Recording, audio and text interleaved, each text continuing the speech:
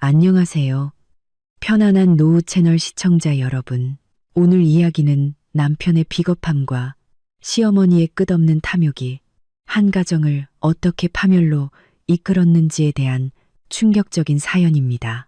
결혼식 다음 날 아침, 시어머니는 제게 대뜸 집세 1,000만 원을 내놓으라고 요구했습니다. 저는 그 자리에서 짐을 싸서 회사가 제공한 고급 아파트로 이사했고, 몇 달 후 남편은 제 직장 앞으로 찾아와 무릎을 꿇었습니다.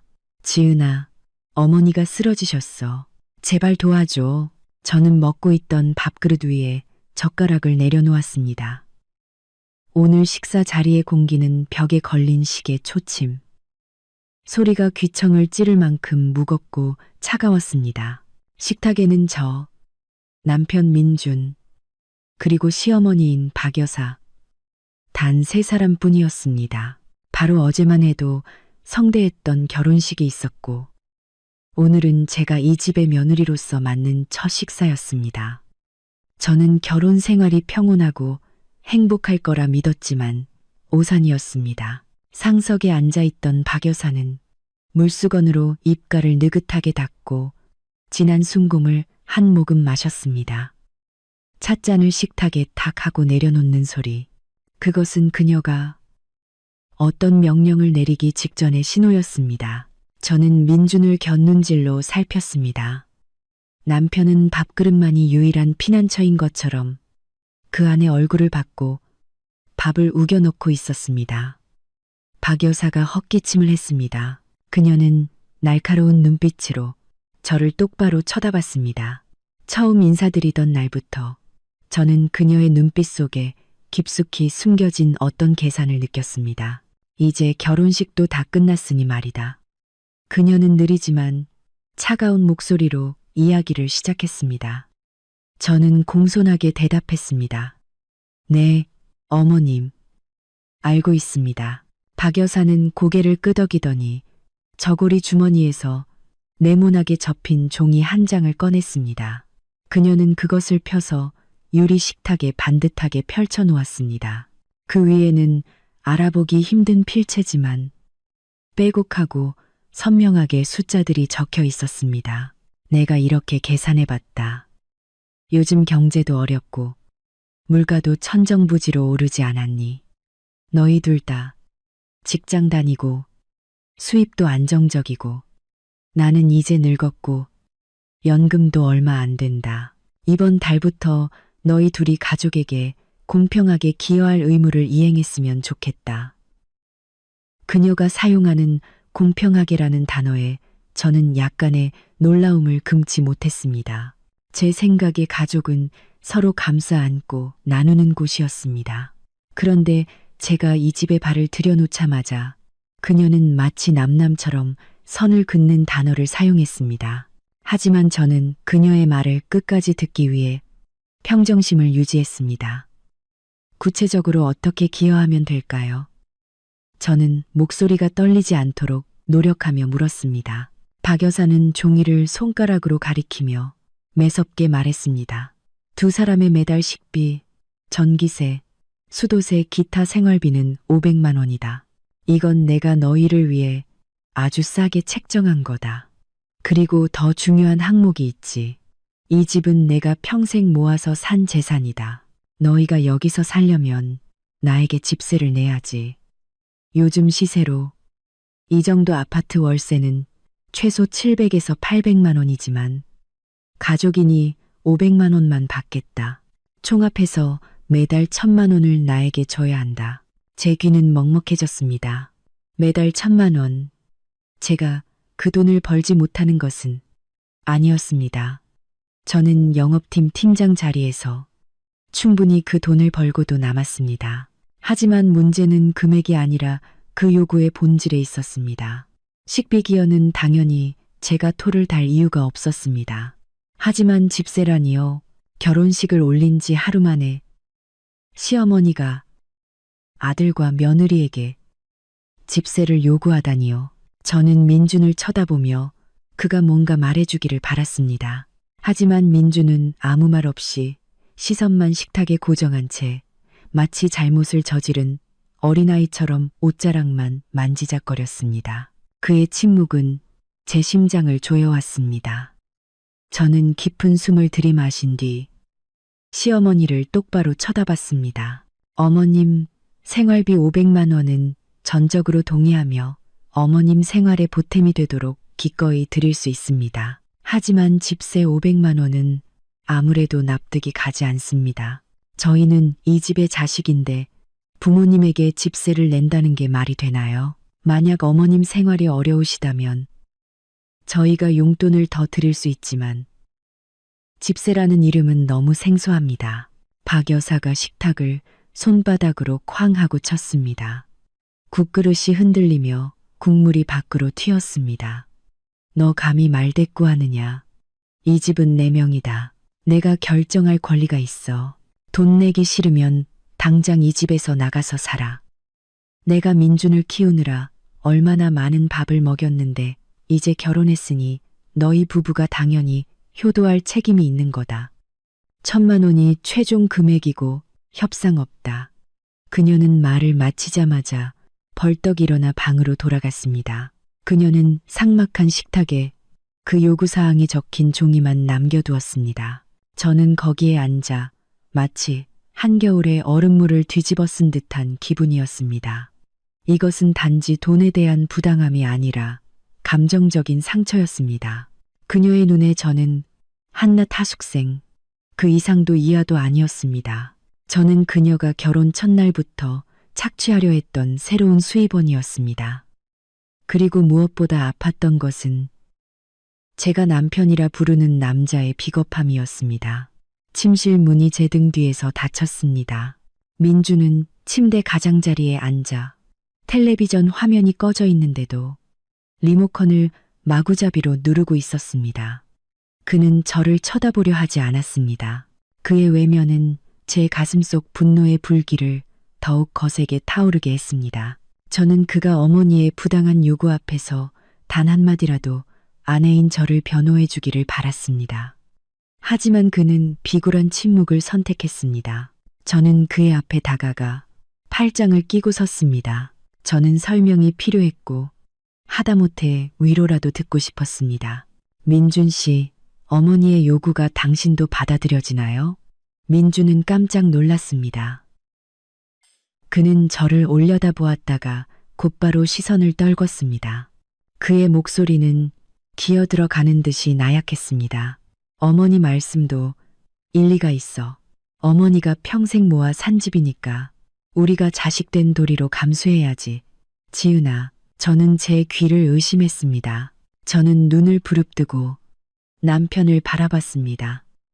당신 지금 무슨 소리 하는 거야? 부모가 자식에게 집을 팔고 월세를 받는 게 무슨 논리야? 내가 당신이랑 결혼한 건 여기 고급 하숙생으로 들어오기 위해서였어? 생활비는 아깝지 않아. 용돈을 더 드리는 것도 아깝지 않아. 하지만 명분은 확실해야지. 집세를 낸다는 건 공평한 매매고 더 이상 시어머니와 며느리의 정이 없다는 뜻이야. 당신은 그것도 몰라? 민주는 괴로운 표정으로 머리를 쥐어뜯었습니다. 그는 방안을 초조하게 왔다 갔다 했습니다. 당신도 어머니 성격 알잖아. 한번 결정하시면 안 바뀌어. 그냥 이번 달만 내고 집안 분위기 좋게 넘어가자. 당신 월급으로 1,000만 원이 뭐 그리 대수라고. 그냥 우리가 어머니 기쁘게 해드리는 용돈이라고 생각하자. 너무 계산적으로 굴지 마. 우린 자식이잖아. 그의 입에서 나온 계산적이라는 두 단어는 제 자존심에 박히는 바늘과 같았습니다. 저는 쓰게 웃었습니다. 내가 계산적이라고. 민준 씨, 우리 어제 결혼했어. 어제 밤새 어머님은 축의금도 가져가시고 예물로 받은 금도 다 챙기셨어. 이제 1,000만 원까지 요구하시면 당신 월급 전체와 내 월급 일부가 우리가 결혼 생활을 시작하자마자 모두 어머님께 들어가. 그럼 우린 뭘로 살아? 나중에 아이는 어떻게 키울 거야? 당신은 가장으로서의 고민을 해본 적은 있어? 민주는 말문이 막혔지만 고질적인 나약함으로 애써 변명하려 했습니다. 그는 제 손을 잡으며 애원했습니다. 제발, 지은아. 이번만 어머니를 좀 참아줘. 어머니 기쁘시게 해드리는 셈치고.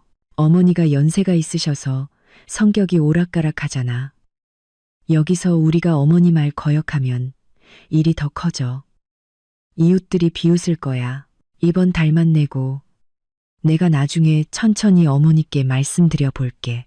저는 그의 손을 뿌리쳤습니다. 식탁에서 보여준 그의 냉랭함과 지금 보여주는 비굴한 태도는 저를 더욱 역겹게 만들었습니다. 저는 문제가 탐욕스러운 시어머니뿐 아니라 주관 없는 바로 이 남편에게 있음을 깨달았습니다. 그는 자신의 안위를 위해 아내의 권리와 감정을 기꺼이 희생할 준비가 되어 있었습니다. 그는 아내를 잃을까봐 두려워하기보다는 어머니를 두려워했습니다. 당신이 언제쯤 말씀드릴 생각이야. 어머니가 나를 길거리에 내쫓을 때까지. 민준, 정신 차려. 당신 30살이야. 당신 인생조차 스스로 결정하지 못하면서 어제 결혼한 아내조차 보호하지 못해. 당신은 나에게 참으라고 했지만 내 인내심도 한계가 있어. 그리고 오늘 그 한계는 당신과 당신 어머니에 의해 무너졌어. 저는 민준을 정면으로 바라봤습니다. 제 눈에는 더 이상 애정이 없었고 오직 깊은 실망감만 남아 있었습니다. 분명히 말해둘게. 나는 그 부당한 요구를 절대로 받아들일 수 없어. 돈이 아까워서가 아니라 나는 이 집에서 빚쟁이로 살고 싶지 않아. 당신이 지금 이 문제를 해결하지 못한다면 나는 내 방식대로 해결할 거야. 민주는 어리둥절한 눈으로 저를 바라봤습니다. 당신 무슨 짓을 하려는 거야?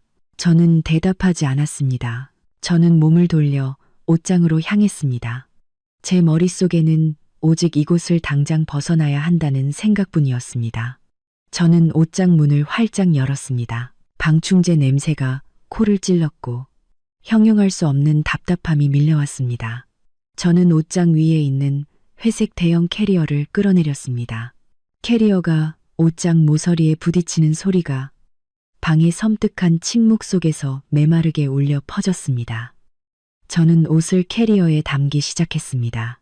저는 놀라울 만큼 침착하게 그 일을 처리했습니다. 울지도 소리치지도 않았습니다. 옷을 접고 바지를 마는 모든 동작은 단호하고 깔끔했습니다. 민주는 넋이 나간 채 저를 바라봤습니다. 그의 얼굴은 어리둥절함에서 공포로 바뀌었습니다. 그는 달려와 제 팔을 잡았습니다. 지은아, 당신 미쳤어? 지금 뭐 하는 거야? 한밤중에 어디를 가? 우리 어제 결혼했잖아. 저는 그의 손을 다시 한번 뿌리쳤습니다. 이전보다 더 강한 힘으로 그가 뒤로 휘청거리게 만들었습니다. 저는 계속해서 정장을 캐리어에 담았습니다. 나는 미치지 않았어. 아주 제정신이야. 당신 어머니와 당신이 돈을 내지 않으면 나가라라는 최후 통첩을 보냈지. 나는 두 번째 방법을 선택한 것뿐이야. 당신 모자에게 이 집을 돌려줄게. 이제 당신 어머니가 누구에게 세를 놓든 얼마를 받든 나는 더 이상 신경 안 써. 진정해. 둘이 문 닫고 이야기하자. 당신 이렇게 가버리면 어머니가 아시면 어쩌려고.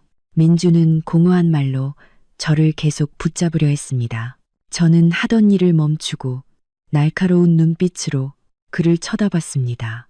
방금 뭐라고 했어? 나에게 참으라고 했지. 당신은 나를 아내로 생각해? 아니면 이 집의 현금 인출기로 생각해?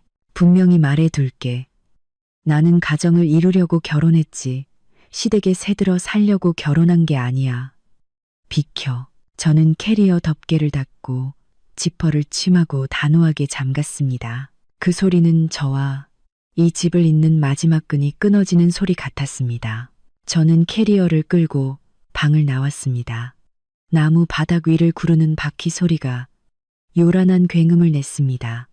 시어머니 방문이 벌컥 열렸습니다.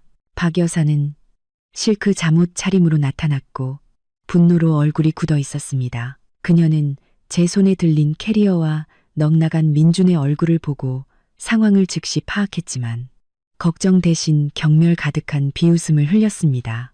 아, 용감하네. 돈 이야기 나오니까 바로 도망가겠다고 협박하는 거니. 시집 오자마자 아가씨 행세하려고 해. 내가 나를 협박할 수 있을 거라고 생각해. 이 집을 나가는 순간 다시 돌아올 생각은 꿈도 꾸지 마. 나는 너처럼 무례하고 분수를 모르는 며느리는 절대 들이지 않아.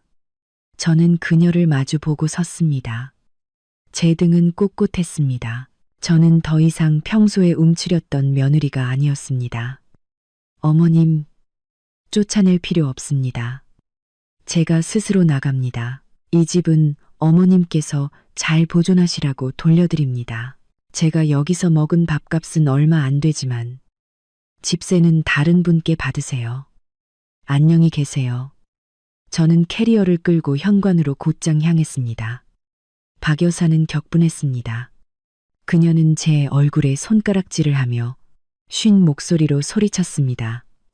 내가 감히 나한테 이렇게 말해, 민준아.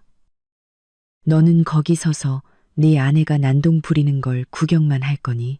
네가 아내 교육 못 시키면 내가 시켜야지. 민준은 방문 앞에서 쪼그라들어 있었습니다. 그는 감히 앞으로 나서지도 못했고 어머니를 변호하거나 아내를 잡지도 못했습니다. 그는 두 여성의 충돌 앞에서 완전히 마비되었습니다. 이 순간 그의 침묵은 이 잘못된 결혼 생활에 대한 가장 명확한 답변이었습니다. 저는 민준을 단 한 번도 돌아보지 않았습니다. 현관문을 열고 밖으로 나섰습니다. 밤바람이 얼굴을 차갑게 때렸지만 제 정신은 그 어느 때보다 맑았습니다. 저는 철문을 쾅 하고 닫았습니다. 금속이 부딪히는 소리는 작은 골목 전체에 울려 퍼졌습니다. 저는 캐리어를 끌고 큰 길로 걸어나가 택시를 잡았습니다. 거리는 텅 비어 있었고 누런 가로등 불빛이 저의 고독한 그림자를 비췄습니다. 하지만 이상하게도 저는 두렵거나 외롭지 않았습니다. 오히려 안도감을 느꼈습니다. 마치 하루 만에 짊어진 수천 근의 바위를 가슴에서 내려놓은 것 같았습니다. 저는 택시에 올라타 회사 근처 호텔 주소를 말했습니다. 차는 굴러가며 화려하지만 인간적인 정이라고는 없는 3층 집을 뒤로 남겨두었습니다. 저는 이제부터 진정한 싸움이 시작될 것임을 알았습니다. 밤 11시에 저는 호텔방에 체크인했습니다. 작고 깨끗하며 은은한 흰 조명이 비추는 방은 그 커다란 집이 줄 수 없었던 안정감을 주었습니다. 저는 침대에 털썩 주저앉았습니다. 온몸은 얼어붙을 듯 차가웠지만 정신은 팽팽한 활시위처럼 긴장되어 있었습니다. 제 휴대폰이 끊임없이 울렸습니다. 민준에게서 온 수십 통의 부재중 전화. 저는 받지 않았습니다. 더 이상 무의미한 변명을 듣고 싶지 않았습니다. 전화를 꺼두려고 할 때 화면에 아버지의 이름이 떴습니다. 심장이 덜컥 내려앉았습니다. 이 시간에 시골에 계신 부모님은 분명 주무시고 계실 텐데 불길한 예감이 엄습했습니다. 저는 떨리는 손으로 통화 버튼을 눌렀습니다. 여보세요, 아버지. 저예요. 수화기 너머에서 아버지의 떨리고 흐느끼는 목소리가 들려왔습니다. 지은아, 너 어디니? 어쩌다 일이 이렇게 됐니? 얘야. 저는 깜짝 놀랐습니다. 아버지, 진정하시고 말씀해 주세요. 무슨 일이에요? 어머니의 울음 섞인 목소리가 전화기를 타고 넘어왔습니다. 우리 딸, 어떡하니? 네, 시어머니가 방금 전화해서 아빠 엄마에게 온갖 욕을 다 하셨어. 제 몸에 피가 끓어오르는 것 같았습니다. 저는 휴대폰을 꽉 쥐어 손가락 마디가 하얗게 질렸습니다. 어머님이 부모님께 뭐라고 하셨어요? 아버지는 분노를 억누르며 상황을 설명했습니다. 제가 집을 나간 직후 박 여사가 앙심을 품고 유선전화 연락처에서 부모님의 번호를 찾아낸 것이었습니다. 그녀는 한밤중에 시골로 전화를 걸어 안부 인사도 없이 독서를 쏟아냈습니다. 그녀는 저희 집안이 복이 없고 자식 교육을 잘못 시켰다고 했습니다. 저를 시어머니를 거역하고 신혼 첫날 밤에 바람나서 집 나간 패륜적인 딸이라고 욕했습니다. 저희 집안이 사기꾼이며 돈을 뜯어내려고 하자가 있는 딸을 시집 보냈다고까지 말했습니다. 그 여자가 너를 만든 곳으로 돌려보내라고 하더구나. 아버지의 목소리는 분함으로 매여 있었습니다. 저희 부모님은 평생 교사로 사시다가 은퇴하셨습니다. 청렴하게 사시며 가풍을 지키셨기에 마을 사람 모두의 존경을 받았습니다. 그런데 이제 늙고 힘이 없는 나이에 딸 하나 때문에 그 뻔뻔한 여자에게 모욕적인 말을 들어야 한다니요. 눈물이 쏟아져 내렸습니다. 저는 나약해서가 아니라 부모님께 죄송하고 그 집안이 저희 가족의 명예를 짓밟은 것에 대한 증오심 때문에 울었습니다. 아버지, 어머니, 그 여자 말도 안 되는 소리 듣지 마세요. 저는 잘못한 거 없어요. 제가 집을 나온 건 그 여자가 매달 1,000만 원의 집세와 생활비를 내라고 요구했기 때문이에요. 저는 거절했고 지금 안전하게 호텔에 있어요. 내일 제가 이 문제를 확실하게 해결할 테니 부모님 걱정하지 마시고 더 이상 울지 마세요. 제가 부모님 마음고생 시켜드려 죄송합니다. 저는 부모님을 안심시키기 위해 최대한 침착하게 말했습니다. 한참 설득한 끝에 부모님은 어느 정도 진정하셨지만 모욕당한 고통은 여전히 남아 있었습니다. 전화를 끊고 저는 어둠 속에서 조용히 앉아 있었습니다. 저의 분노는 이미 다른 상태로 변해 있었습니다. 바로 냉정하고 잔혹한 결심이었습니다. 만약 그 여자가 저만 욕했다면, 하지만 그녀가 감히 저의 부모님을 건드리고 저희 가족의 명예를 훼손했다면 저는 절대 용서할 수 없었습니다. 민주는 계속해서 문자를 보냈습니다. 돌아와줘. 어머니는 잠깐 화나신 거야. 어머니께 한마디 사과하면 끝날 일이야. 저는 그 문자를 읽고 코웃음을 쳤습니다. 사과해야 할 사람은 당신 어머니와 당신이야. 하지만 당신들에게는 더 이상 그런 기회가 없을 겁니다. 박 여사의 오늘 밤 행동은 이 결혼 생활에 공식적으로 종지부를 찍었습니다. 저는 더 이상 망설이거나 미련을 가질 필요가 없었습니다. 내일 저는 제가 해야 할 일을 할 것입니다. 다음 날 아침 저는 일찍 일어나 단정한 정장으로 갈아입었습니다. 거울에 비친 제 얼굴은 밤새 잠을 못 자 약간 수척했지만 눈빛은 확고한 결의로 빛나고 있었습니다. 저는 회사로 곧장 가지 않고 시내 중심에 있는 유명한 법률 사무소로 향했습니다. 그곳에는 저의 대학 동창인 혜윤이 일하고 있었습니다. 혜윤은 제가 이렇게 일찍 나타난 것에 놀라워했습니다. 집세 요구부터 어젯밤 부모님께 한 모욕적인 전화까지 제가 모든 이야기를 들려주자 혜윤은 고개를 저었습니다. 요즘 세상에 저런 괴팍한 시어머니가 있다니. 그리고 내 남편은 솔직히 말해 너무 비겁하다. 저는 고개를 끄덕였고 민준을 변호할 마음조차 없었습니다. 나는 가능한 한 빨리 이혼하고 싶어. 그 집안과 더 이상 얽히고 싶지 않아. 혜윤은 샘플 서류처를 꺼냈습니다. 내 경우는 단독 이혼 소송이야. 내 남편은 아마 쉽게 합의 이혼 서류에 서명하지 않을 거야. 네가 말한 그 나약한 성격이라면 그는 체면을 지키려고 널 붙잡거나 아니면 어머니 말에 놀아나 널 괴롭히려고 할 수도 있어. 하지만 걱정 마. 심각한 가정 불화에 대한 증거가 있고 자녀나 큰 공동재산이 없다면 법원도 신속하게 처리해 줄 거야. 이혼 신청서 작성해. 나머지 절차는 내가 다 맡을게. 저는 펜을 들고 이혼 신청서에 서명했습니다. 제가 써 내려가는 한 글자. 한 글자가 과거와의 단절을 의미했습니다. 이혼 사유는 회복 불가능한 가정 불화와 혼인 목적 불달성. 간결하고 명확하며 법적인 근거가 충분했습니다. 신청서를 작성하고 나자 저는 마음이 홀가분해졌습니다.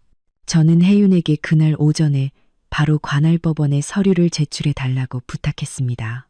그리고 저는 회사로 향했습니다. 로비에 들어서자 민준이 서서 저를 기다리고 있었습니다. 그는 덥수룩한 수염에 초췌한 모습이었습니다.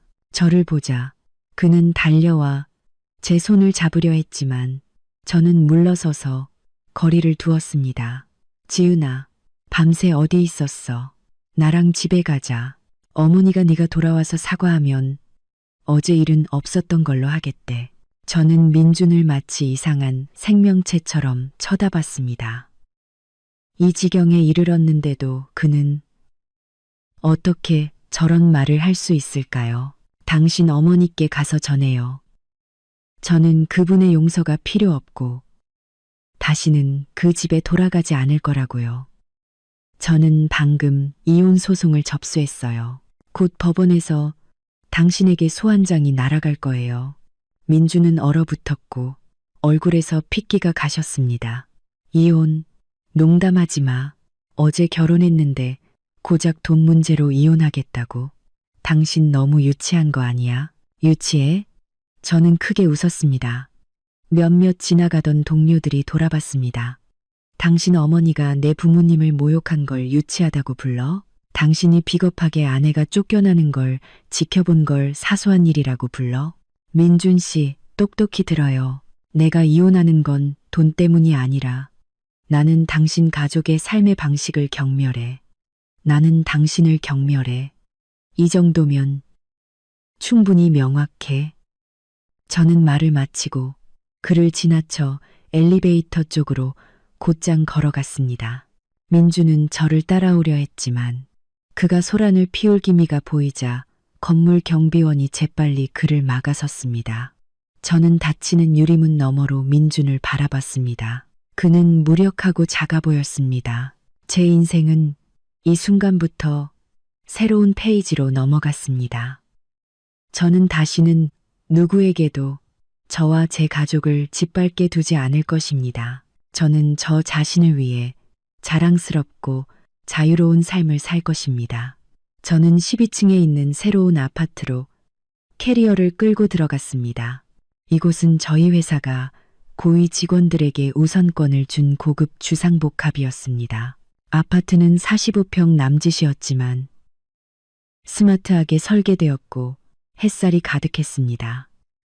그리고 가장 중요한 것은 이곳이 저의 자유로운 공간이라는 사실이었습니다. 저는 발코니 문을 열었습니다. 거센 바람이 깔끔하게 묶은 제 머리카락을 날렸습니다. 아래의 번잡한 도시를 내려다보며 저는 깊은 숨을 들이마셨습니다. 이곳의 공기는 민준의 집에서 느껴졌던 답답함, 향냄새, 그리고 비난의 말들보다 훨씬 맑고 상쾌했습니다. 시집에 발을 들여놓자마자 저는 가족의 온기를 느끼기도 전에 도망쳐야 했습니다. 저는 모든 행동을 조심해야 했고 시어머니의 비위를 상하게 할까봐 두려워했습니다. 저는 민준이 난처해질까봐 걱정했습니다. 하지만 이제 저는 해방되었습니다. 저는 바로 짐 정리와 청소를 시작했습니다. 저는 가장 좋아하는 비취색 침구 세트를 샀습니다. 박 여사는 이 색깔이 칙칙하다고 비난했었습니다. 저는 작업대 위에 밝게 빛나는 노란 장미꽃 한 병을 꽂았습니다. 저는 스스로 간단한 계란 라면을 끓여서 제가 가장 좋아하는 드라마를 보면서 맛있게 먹었습니다. 아무도 제가 젓가락질하는 방식을 지적하지 않았고 아무도 국이 짜다거나 싱겁다고 불평하지 않았으며 아무도 집세를 요구하지 않았습니다. 제 휴대폰은 낯선 번호의 문자 메시지로 계속 울렸습니다. 저는 그게 제가 차단한 민준의 공식 번호가 아닌 다른 번호라는 것을 알고 있었습니다. 내용은 여전히 사과와 제게 돌아와 달라는 애원이었습니다. 그는 어머니가 화가 풀렸다고 말했습니다. 그는 이웃들이 수군거린다고 말했습니다. 그는 제가 해주는 밥이 그립다고 말했습니다. 저는 대충 훑어보고 바로 삭제했습니다. 그 말들은 이제 제게 쓰레기나 다름없었습니다. 다음 날 아침, 저는 완전히 새로운 태도로 회사에 출근했습니다. 저는 더 이상 새벽 5시에 일어나 온 가족의 아침 식사를 준비하기 위해 시장에 갈 필요가 없었습니다. 저는 6시 30분에 여유롭게 일어나 몇 가지 운동을 하고 가볍게 화장을 한 후 차를 몰고 출근했습니다. 동료들은 모두 제가 오늘 훨씬 더 생기 있고 밝아 보인다고 칭찬했습니다. 사장님이 저를 방으로 불렀습니다. 그는 두꺼운 서류철을 저에게 건네주었습니다. 지은 씨, 이건 외국 파트너와의 협력 프로젝트입니다. 개인적으로 힘든 일이 있다는 걸 알지만 저는 당신의 능력을 믿습니다. 이 계약을 성사시키면 공석인 영업 부장 자리는 당신의 것입니다. 저는 단호한 눈빛으로 두 손으로 서류철을 받았습니다. 믿어주셔서 감사합니다, 사장님. 실망시키지 않겠습니다. 개인적인 문제는 이미 해결했습니다. 이제부터는 일에 100% 전념할 것입니다. 저는 불나방처럼 일에 몰두했습니다. 밤 9시, 10시까지 일하고 돌아왔지만 전혀 피곤함을 느끼지 못했습니다. 바쁨은 슬픔과 공허함을 잊게 해주었습니다. 저는 숫자와 비즈니스 전략 속에서 기쁨을 찾았습니다. 저는 여성에게 가장 안전한 버팀목은 오직 확고한 경력뿐임을 깨달았습니다. 남자는 우리를 배신할 수 있지만 내가 스스로 이룬 능력과 돈은 절대 배신하지 않습니다. 한 달 후, 저는 법원으로부터 소환장을 받았습니다.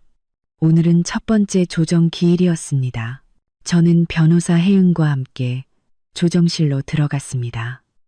민주는 이미 그곳에 앉아 있었는데 수척해진 모습이 눈에 띄었습니다. 셔츠는 구겨져 있었고 눈 밑은 다크서클로 어두웠습니다. 제가 없는 삶이 그가 상상했던 것만큼 쉽지 않았던 모양입니다. 중년의 판사님은 돋보기를 통해 우리 둘을 바라봤습니다. 두 분 다 젊고 결혼한 지 며칠 만에 별거하셨는데 정말 이혼해야 할 만큼 불화가 심각한가요? 민준 씨는 의견이 있습니까? 민준은 급히 일어났고 그의 목소리는 떨렸습니다. 판사님, 저는 아직 아내를 사랑합니다. 이건 단지 어머니와 아내 사이의 오해일 뿐입니다. 다시 관계를 회복할 기회를 주십시오. 제가 어머니를 설득하겠습니다. 저는 민준을 차갑게 비웃었습니다. 설득이요. 당신은 지난 한 달 동안 설득은커녕 어머니가 제 부모님께 전화로 괴롭히는 걸 방치하지 않았나요? 판사님, 솔직히 말씀드리겠습니다. 우리의 불화는 오해가 아니라 삶의 가치관과 인격의 차이입니다.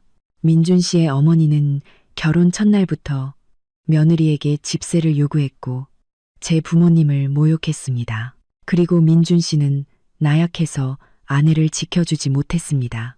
저는 이런 남편과 살 수 없습니다. 저는 단호하게 이혼을 원합니다. 변호사 혜윤은 우리가 수집한 증거를 판사님께 제출했습니다. 그것은 아버지께서 녹음해 두신 박 여사가 부모님을 욕설하는 통화, 녹취 파일이었습니다. 아버지께서는 낯선 전화는 녹음하는 습관이 있었습니다. 그리고 민준이 어머니의 돈 요구를 인정하는 문자 메시지도 있었습니다. 판사님은 서류를 검토하며 눈살을 찌푸렸습니다. 그는 엄한 눈빛으로 민준을 바라봤습니다. 민준 씨, 시어머니가 집세를 요구하고 사돈에게 모욕을 주는 행위는 도덕과 전통적인 가족 윤리에 맞지 않습니다. 당신은 남편으로서 갈등을 해결하지 못하고 아내가 상처받게 했다면 큰 책임이 있습니다. 민주는 고개를 숙였고 더 이상 변명할 말이 없었습니다. 제가 단호하게 신청 철회를 거부하면서 조정은 결렬되었습니다. 2달 후 법원에서 최종 판결이 내려졌습니다. 우리에게 자녀가 없었고 공동재산도 거의 없었기 때문입니다. 제가 타던 스쿠터는 결혼 전에 제가 산 것이었고 시어머니가 예물로 받은 금을 신혼 첫날 밤에 모두 챙겨가셨기에 저는 그것도 돌려받으려 하지 않았습니다. 덕분에 절차는 신속하게 진행되었습니다. 이혼 판결문을 손에 쥐고 저는 법원 문을 나섰습니다. 오늘 하늘은 새파랗고 햇살은 눈부시게 빛났습니다. 저는 자유의 공기를 가슴 가득 들이마셨습니다. 이제 끝났습니다. 저는 공식적으로 옛날의 미혼 여성 지은으로 돌아왔습니다. 더 이상 박 여사의 며느리도 민준의 아내도 아니었습니다. 민준이 법원 입구까지 저를 따라왔고 제 옷소매를 잡았습니다. 지은아, 정말 이렇게 잔인할 수 있어. 우리 정말 끝난 거야. 저는 그의 손을 부드럽지만 단호하게 떼어냈습니다. 민준 씨, 우리는 당신이 내가 캐리어를 끌고 집을 나가는 걸 서서 바라보던 그날 밤에 이미 끝났어요. 당신은 이제 가서 어머니나 잘 돌보세요. 어머니께 드릴 집세를 낼 수 있는 새 아내를 찾길 바랍니다. 저는 택시에 올라탔고 뒤를 돌아보지 않았습니다. 법원 마당에 외롭고 초라하게 그림자를 들이우고 서 있는 민준의 모습이 보였지만 제 마음에는 더 이상 미동이 없었습니다.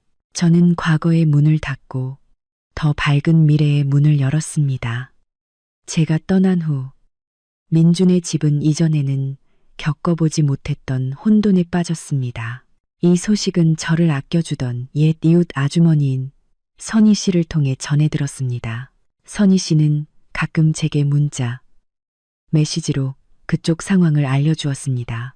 이제는 전 시어머니가 된 박 여사는 며느리를 얻어 밥상을 받고 집을 깨끗하게 치우며 살 줄 알았지만 제가 떠나자마자 모든 것을 스스로 해야 했습니다. 그녀는 원래 게으르고 남에게 의존하는 성격이었기 때문에 집은 금세 엉망이 되었습니다. 먹고 난 그릇들은 민준이 씻어주기를 기다리며 싱크대에 시큼한 냄새를 풍기며 쌓였습니다. 민준은 인생의 염증을 느껴 술을 마시고 늦게 들어왔기 때문에 그릇들은 날마다 쌓여갔습니다. 거실은 먼지가 가득했고 더러운 옷들이 소파 위에 아무렇게나 던져져 있었습니다. 이전에 따뜻하고 맛있는 집밥은 시장에서 급하게 사온 반찬이나 대충 끓인 라면으로 대체되었습니다. 박 여사는 잔소리를 시작했습니다. 네가 이 집이 돼지우리 같지 않니? 내 마누라가 떠났으면 네가 알아서 청소라도 해야지. 퇴근하면 방에 쏙 들어가 버리고. 술에 취한 민주는 어머니의 잔소리를 듣고 폭발했습니다. 어머니, 그만하세요. 어머니가 그녀를 쫓아낸 거잖아요. 어머니가 그 말도 안 되는 1,000만 원을 요구하지 않았다면 집이 이 꼴이 되지 않았을 거라고요. 따뜻한 밥은 싫고 돈만 원하셨죠. 이제 돈이나 안고 사세요. 내가 감히 네 어미에게 대들어. 그 남편 버린 년 때문에 내가 돈을 달라고 한 건 다 너를 위해서였어. 요즘 여자들 무서워.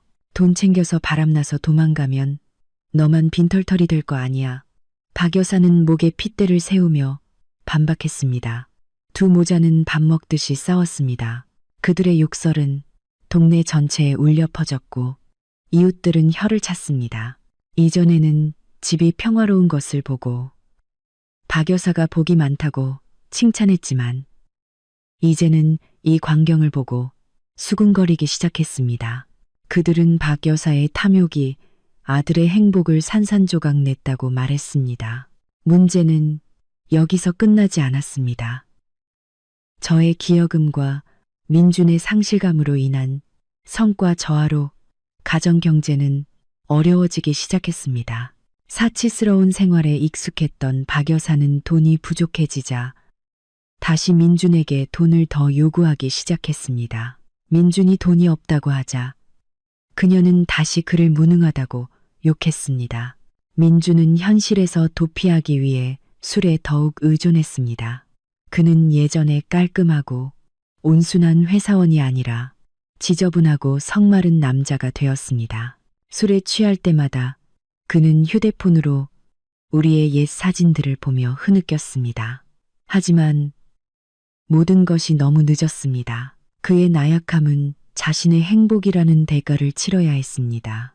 전 시댁의 어둠과는 대조적으로 저의 삶은 날개를 단 듯이 상승하고 있었습니다. 유해한 결혼 생활의 짐을 벗어던진 것은 제 정신을 편안하게 하고 지성을 그 어느 때보다 명료하게 만들었습니다. 사장님께서 맡기신 외국 파트너와의 협력 프로젝트는 눈부신 성공을 거두었습니다. 저는 이사회와 파트너 대표단 앞에서 설득력 있는 프레젠테이션을 했습니다. 자신감과 유창한 영어 실력, 그리고 철저한 준비 덕분에 저는 회사에 수백만 달러에 달하는 계약을 안겨주었습니다.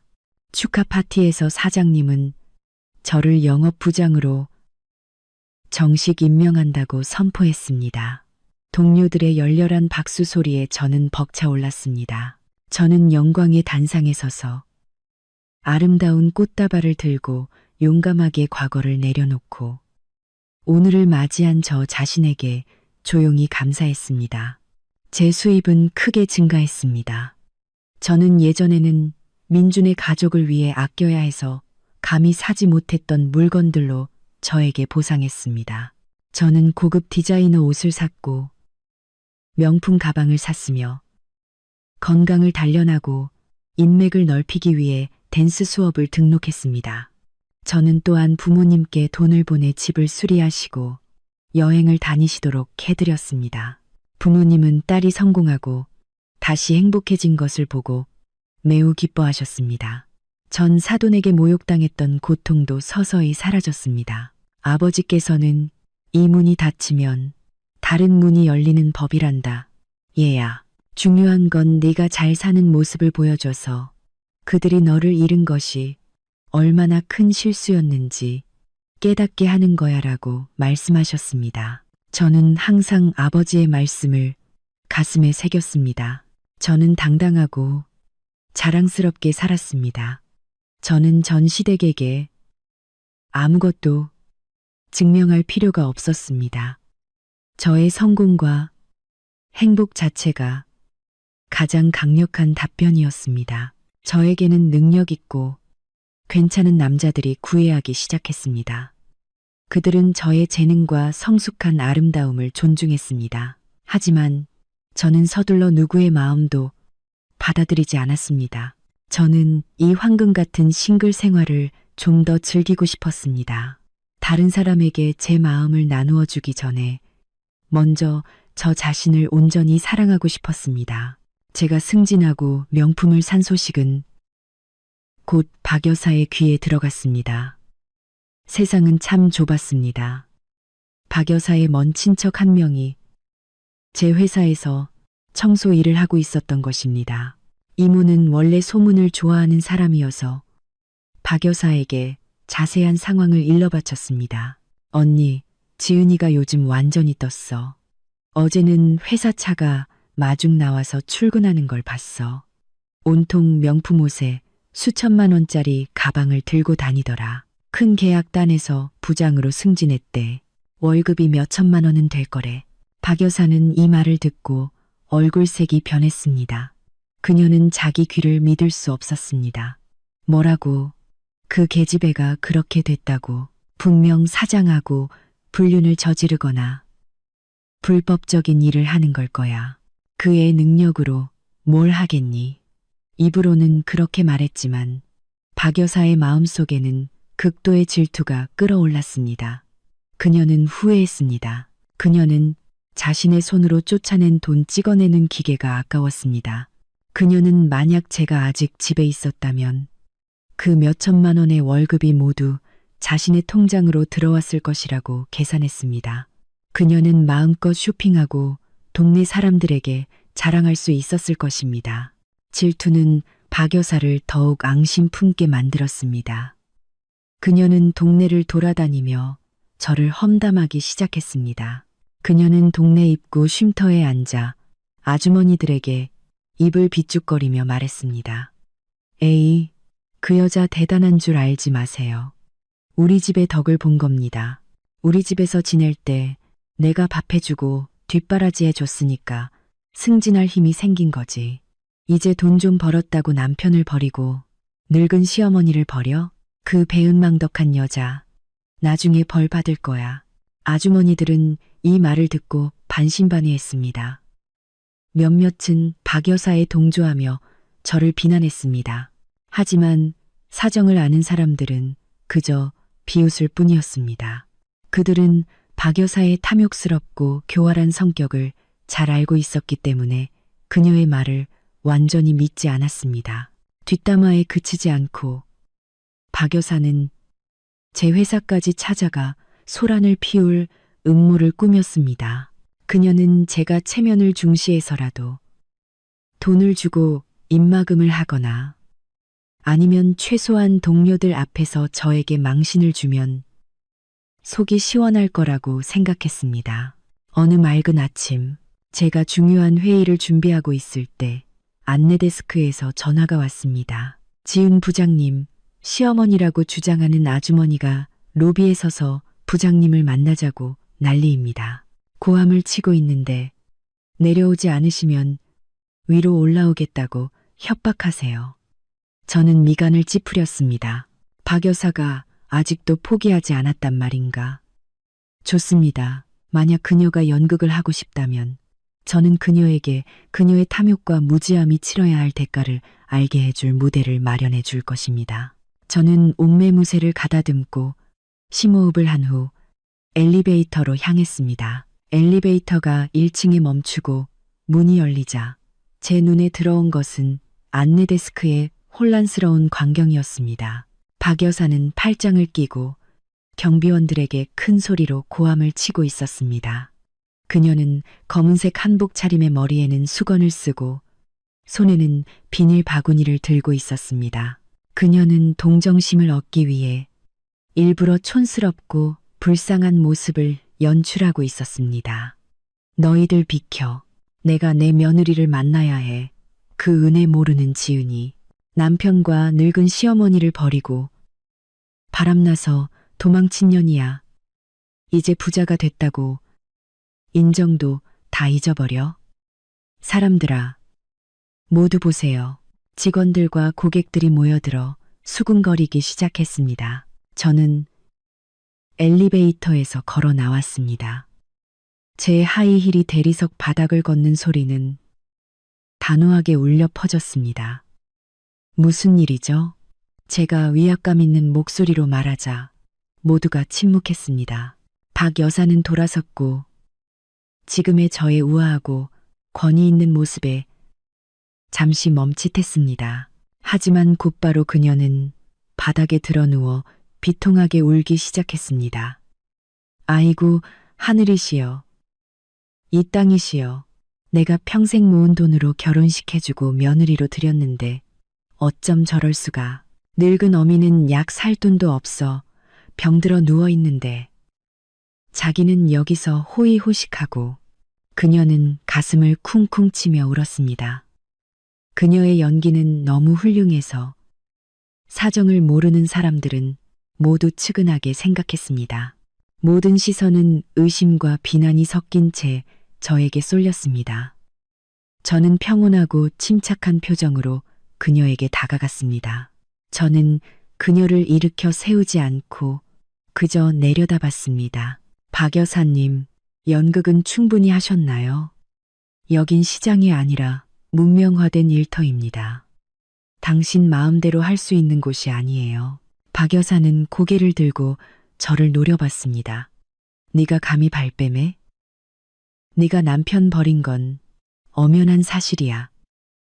너 우리 집 돈 다 빼돌리고 도망갔지. 사람들아, 이 여자의 본색을 봐주세요. 저는 싸늘하게 웃었습니다. 제가 당신 집 돈을 빼돌렸다고요?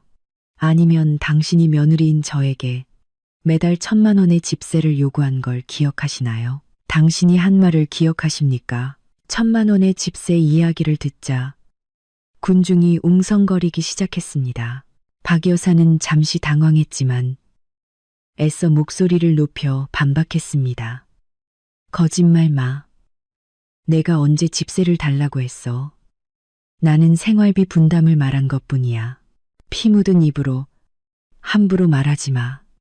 저는 휴대폰을 꺼냈습니다. 다행히도 그날 식사 자리에서 그녀의 이상한 태도를 보고 직감적으로 저는 녹음 버튼을 눌러두었습니다.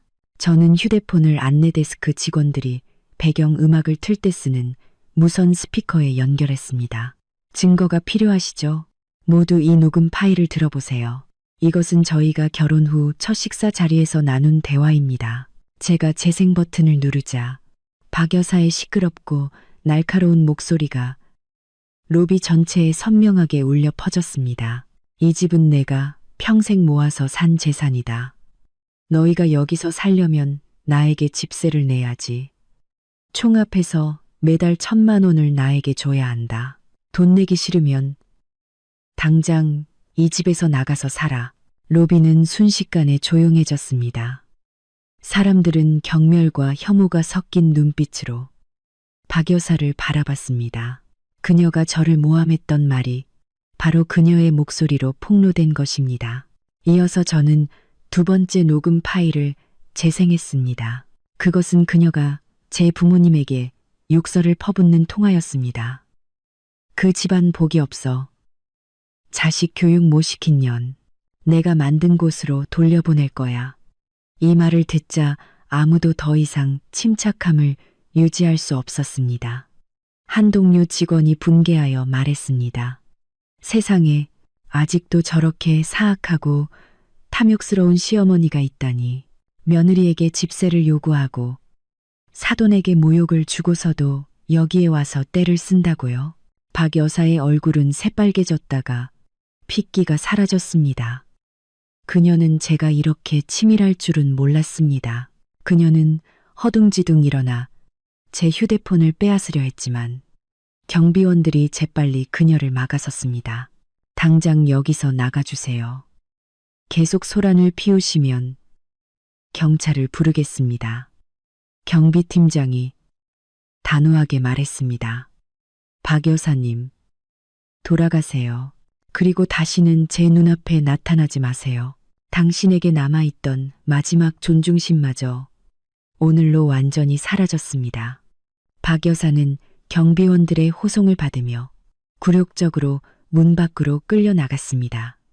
사람들의 비난과 수군거리는 소리는 그녀의 헛된 자존심에 수천 개의 바늘처럼 박혔습니다. 박 여사는 회사 건물 밖보도 블록에 주저앉아 통곡했습니다. 그녀는 민준에게 전화를 걸어 데리러 오라고 했습니다. 근무 중이던 민준은 조퇴를 하고 급히 달려왔습니다. 길가에 주저앉아 있는 어머니와 그 주변을 맴도는 사람들의 호기심. 어린 시선을 보자 민준은 극심한 수치심을 느꼈습니다. 그는 어머니를 부축해 일으켰습니다. 어머니, 대체 여기서 뭐 하시는 거예요? 제가 회사에 가지 말라고 말씀드렸잖아요. 박 여사는 아들을 보자 모든 분노를 그에게 쏟아냈습니다. 그녀는 길거리에서 민준의 뺨을 세게 때렸습니다. 이 쓸모없는 놈아, 내 마누라가 온 동네 사람들 앞에서 네 어미에게 모욕을 줬는데 너는 멀쩡하냐? 너는 아직도 그 여자를 감싸. 민주는 뺨을 감싸쥐고 고통으로 말을 잇지 못했습니다. 그는 어머니를 집으로 데려갔습니다. 길을 따라 박 여사는 지은을 저주하고 민준을 질책하는 것을 멈추지 않았습니다. 집에 도착하자 민준은 소파에 털썩 주저앉았습니다. 어수선하고 차가운 집은 그의 우울함을 더욱 깊게 만들었습니다. 그는 지은이 있을 때의 평온했던 나날, 맛있었던 밥과 깨끗했던 집을 떠올렸습니다. 그의 나약함과 어머니의 탐욕이 모든 것을 망쳤습니다. 그는 여전히 집안을 왔다 갔다 하며 중얼거리는 어머니를 쳐다봤습니다. 살면서 처음으로 민주는 친어머니에게 혐오감을 느꼈습니다. 어머니, 제발 그만 좀 하세요. 계속 욕한다고 뭐가 해결돼요. 지은이 말이 맞아요. 다 어머니가 돈에 욕심내서 이 지경이 된 거라고요. 민주는 절망적으로 소리쳤습니다. 박 여사는 흠칫 놀랐습니다. 수년 동안 순종했던 아들이 감히 자신에게 큰 소리를 치다니요. 아, 이 녀석이 잘 가라. 내 마누라 따라가 버려. 내가 죽어야 너희가 속 시원하겠구나. 박 여사의 분노는 극에 달했습니다. 그녀는 원래 고혈압이 있었지만 불규칙한 약 복용과 최근 외식과 기름진 음식으로 인해 건강이 많이 약해져 있었습니다. 민준과의 싸움 후 그녀는 화를 식히기 위해 화장실로 들어갔습니다. 민준은 거실에 앉아 술병을 꺼내 마셨습니다. 갑자기 그는 화장실에서 큰 소리를 들었습니다. 무거운 물체가 바닥에 떨어지는 듯한 쾅 하는 소리였습니다. 어머니, 무슨 일이에요? 민준이 소리쳤지만 아무도 대답하지 않았습니다. 불길한 예감이 들어 민준은 문을 두드렸습니다. 문이 안에서 잠겨 있어. 그는 있는 힘을 다해 문을 부수고 들어갔습니다. 눈앞의 광경에 그는 얼어붙었습니다.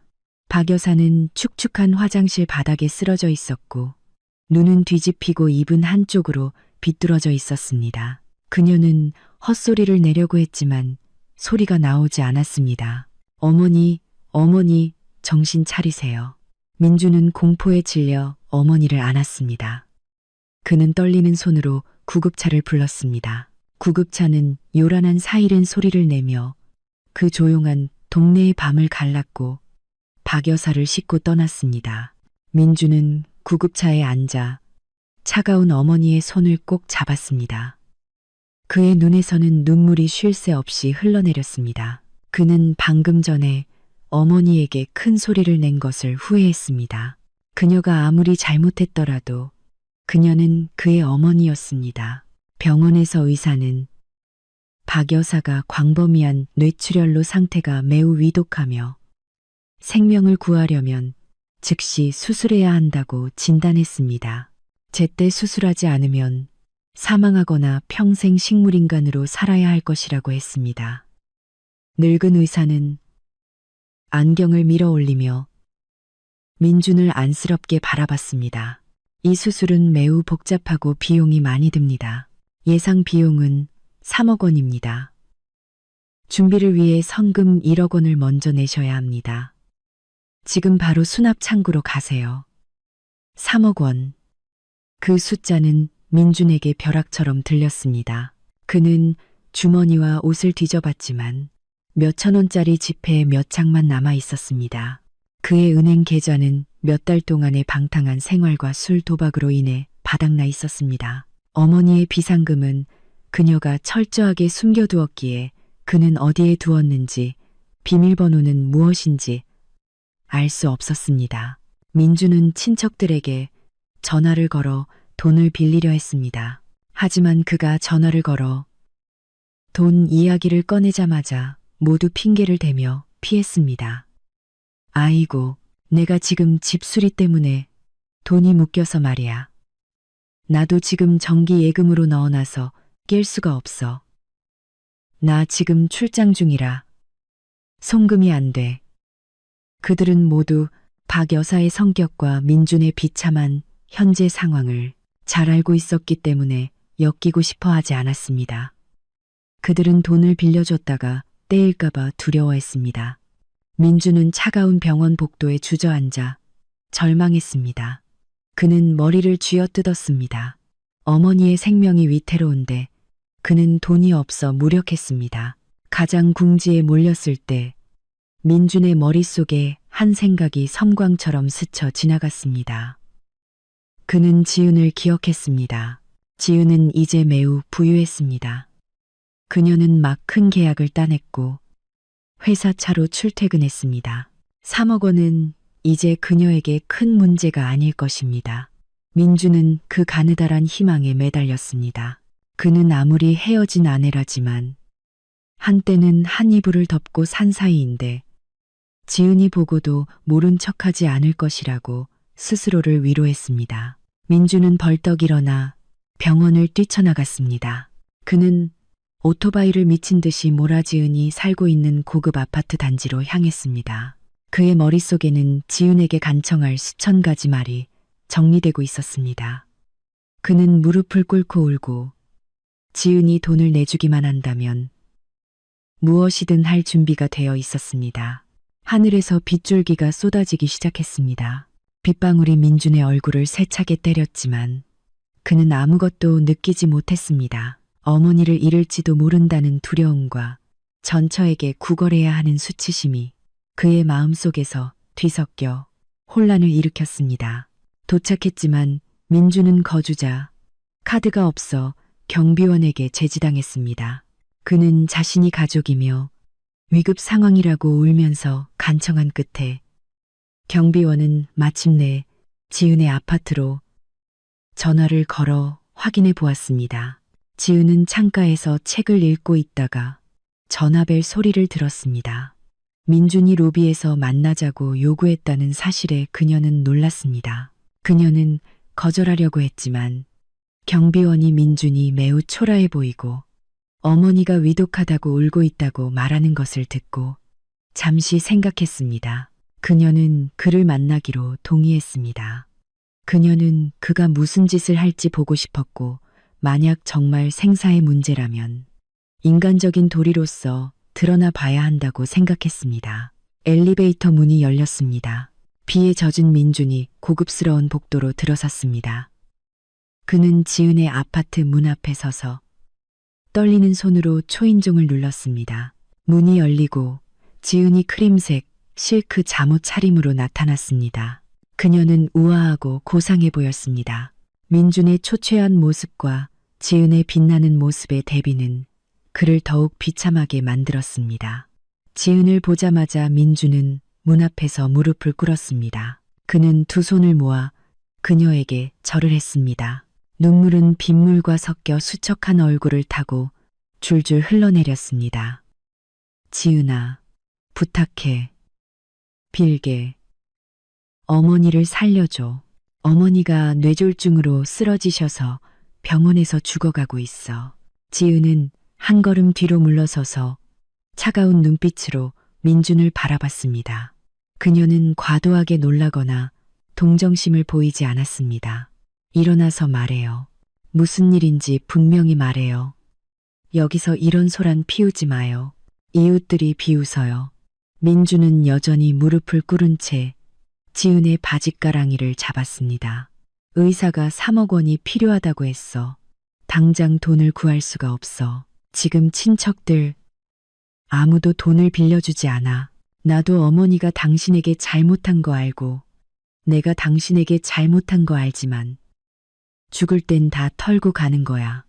아무리 그래도 어머니는 한때 당신의 시어머니였잖아. 사람 살리는 공덕이라고 생각하고 도와줘. 평생 당신의 소처럼 일해서 이 빚을 갚을게. 지은은 무릎 아래에 남자를 내려다봤습니다. 이 남자는 한때 그녀의 남편이었습니다. 그녀를 평생 보호하겠다고 맹세했던 남자. 이제 그는 자기 가족의 탐욕과 어리석음 때문에 이토록 비참한 지경에 이르렀습니다. 3억 원이요. 지은이 되물었습니다. 응, 3억 원이야. 당신에게는 이젠 큰돈 아니잖아. 그렇지. 나 좀 도와줘, 지은아. 빌게.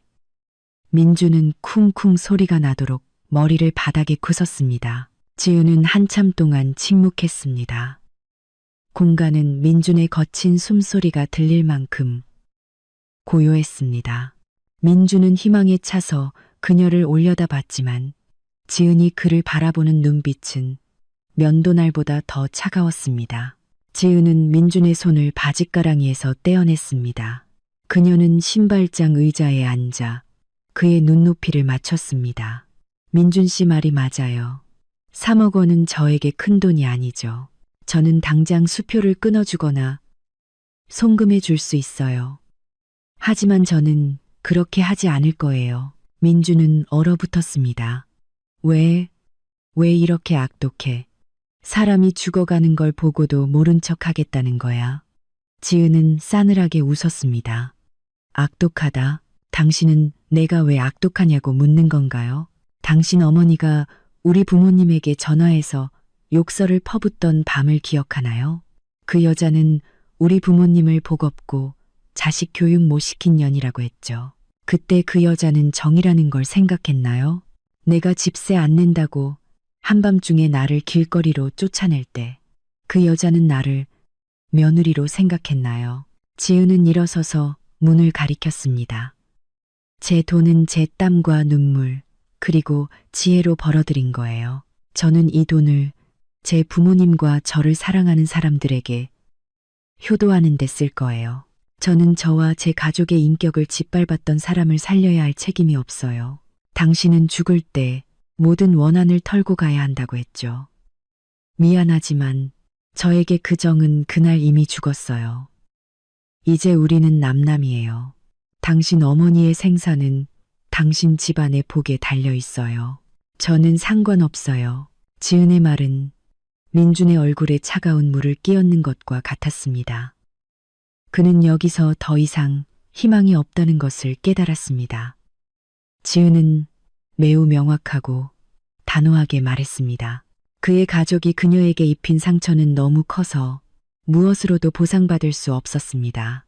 당신 정말 잔인해, 지은아. 민주는 마지막으로 억울함을 토해냈습니다. 오늘 저의 잔인함은 당신들의 매정함이 만들어낸 거예요. 돌아가세요. 지은은 냉정하게 문을 닫았습니다. 민주는 영혼 없는 시체처럼 지은의 아파트 단지를 나섰습니다. 그는 병원으로 돌아왔습니다. 돈을 빌릴 수 없었으니 남은 방법은 하나뿐이었습니다. 집을 파는 것이었습니다. 어머니가 평생의 재산이라고 자랑하며 며느리에게 집세를 요구했던 그 3층 집은 이제 어머니의 목숨을 구하기 위해 팔려야 했습니다. 돈이 급했기 때문에 민주는 부동산 투기꾼들에게 헐값으로 집을 팔 수밖에 없었습니다. 30억 원이 넘는 가치의 집이 25억 원도 안 되는 가격에 금매로 처리되었습니다. 민주는 그 돈으로 병원비를 내고 어머니의 수술을 진행했습니다. 수술은 성공하여 박 여사의 생명은 건졌지만 후유증은 매우 심각했습니다. 그녀는 왼쪽 반신이 마비되었고 입이 비뚤어져서 말을 제대로 할 수 없었습니다. 그녀는 한자리에 누워 모든 개인적인 생활을 남의 도움에 의존해야 했습니다.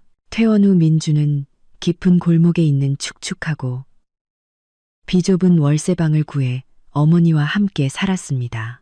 집을 팔고 남은 돈은 어머니의 약값으로 사용하기 위해 저축했지만 재활치료 비용과 간병인 비용이 너무 커서 그 돈은 빠르게 줄어들었습니다. 민주는 우울하고 부끄러워 예전 회사를 그만두었습니다. 그는 대리운전을 하고 막노동을 하며 하루하루를 살았습니다. 하얗고 깔끔했던 사무직 청년은 이제 검게 그을리고 야위어 초라해졌습니다. 박 여사는 곰팡이 핀 천장을 바라보며 뜨거운 월세방에 누워 있었습니다. 눈물이 베개 위로 흘러내렸습니다. 그녀는 후회했습니다. 그녀는 넓고 시원했던 예전 집을 떠올렸습니다. 지은이 차려주던 맛있는 밥상을 기억했습니다. 만약 그녀가 탐욕스럽지 않았고 집세를 요구하지 않았다면 지금쯤 그녀는 착한 며느리의 보살핌 속에 평온한 가정을 이루고 있을 것입니다. 그녀 자신이 자신의 밥그릇을 깨뜨린 것입니다. 민준이 일하고 돌아와 피곤함에 짜증을 내며 그녀에게 소리칠 때 그녀는 그저 울기만 했습니다. 그녀는 아들에게 그리고 지은에게 미안하다고 말하고 싶었지만 그녀의 입은 굳어져 무의미한 헛소리만 내뱉을 뿐이었습니다.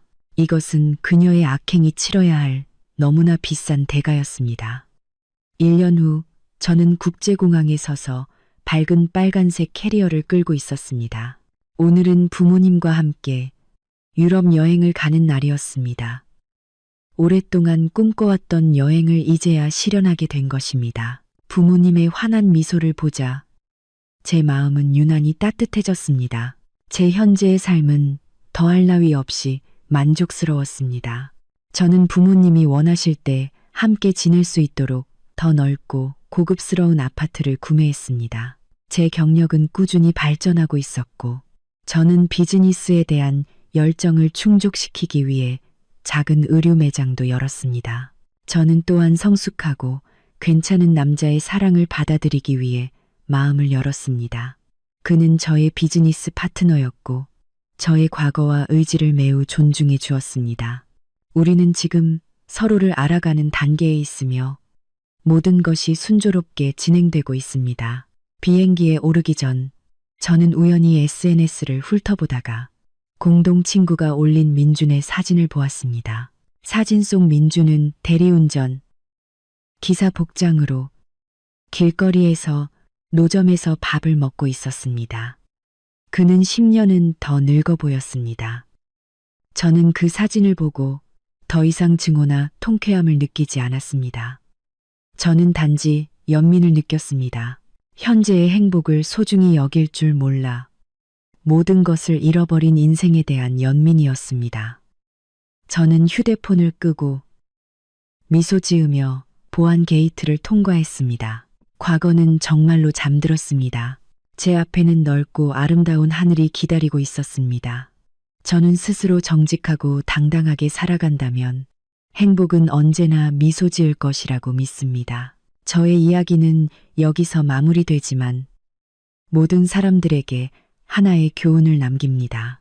결혼은 두 사람의 노력으로 이루어져야 하며 가족 구성원 간의 존중이 필수적입니다. 돈과 이기심이 눈을 가리게 하지 마세요. 실수를 깨달았을 때는 이미 너무 늦을 수 있습니다. 마지막 순간까지 경청해 주신 시청자 여러분께 진심으로 감사드립니다. 다음 영상에서 뵙겠습니다.